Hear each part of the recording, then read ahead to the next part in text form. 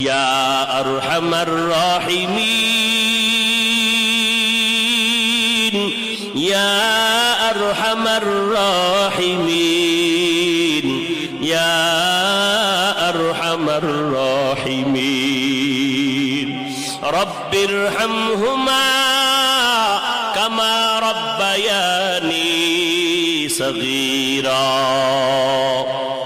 দয়ার মালিক কুদরতের নজর দিয়া তাকায় দেখেন রে আল্লাহ, এই ময়দানে কত উলামায়ে কেরাম, কত মুরব্বী হাজী সাহেব, আয় আল্লাহ, কত ব্যবসায়ী, কত চাকরিজীবীরা হাত তুলেছেন, কত যুবক, কত ছাত্র ভাই আপনার দরওয়াজায় হাজির হয়েছে।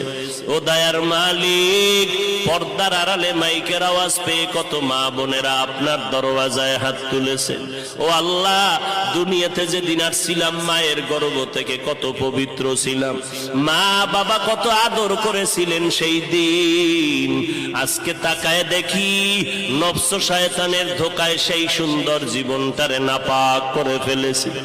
আমার গুনার কারণে আমার হাত নাপাক, আমার চোখ নাপাক, আমার জিহ্বা নাপাক, আমার অন্তর নাপাক। আমার মতো গুনাহগার এই প্যান্ডেলে আর কেউ নাই রে আল্লাহ।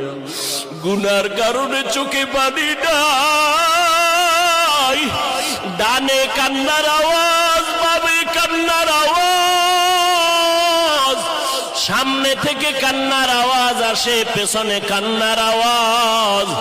এই ময়দানে কি আমি একাই কপাল পোড়া রইয়া গেলাম? আমার ডানে কান্না, বামে কান্না, সামনে পেছনে কান্না, আমার চোখে কেন পানি নাই? আমি গুনার কারণে আল্লাহ আপনি বুঝি বেজার হয়ে গেছেন রে আল্লাহ। আমার গুনার কারণে আপনি বেজার হইয়েন না রে মালিক। এই চেয়ারে বসিয়া কথা বলার এলেম নাই, আমল নাই, কোন যোগ্যতা নাই রে আল্লাহ। আপনি দয়া করে সম্মানের জায়গায় বসাইছে, গুনার কারণে মাহরুম করিয়া দিয়েন না রে আল্লাহ। ইলম, হিলম, হিকমত, আমলের মধ্যে বরকত বাড়ায় দেন আল্লাহ।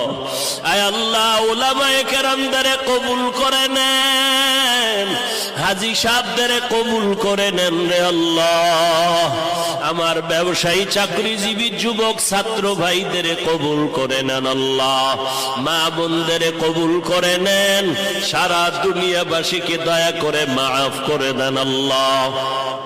বাংলাদেশ শান্তির দেশ বানায় দেন। আয় আল্লাহ, দেশের জন্য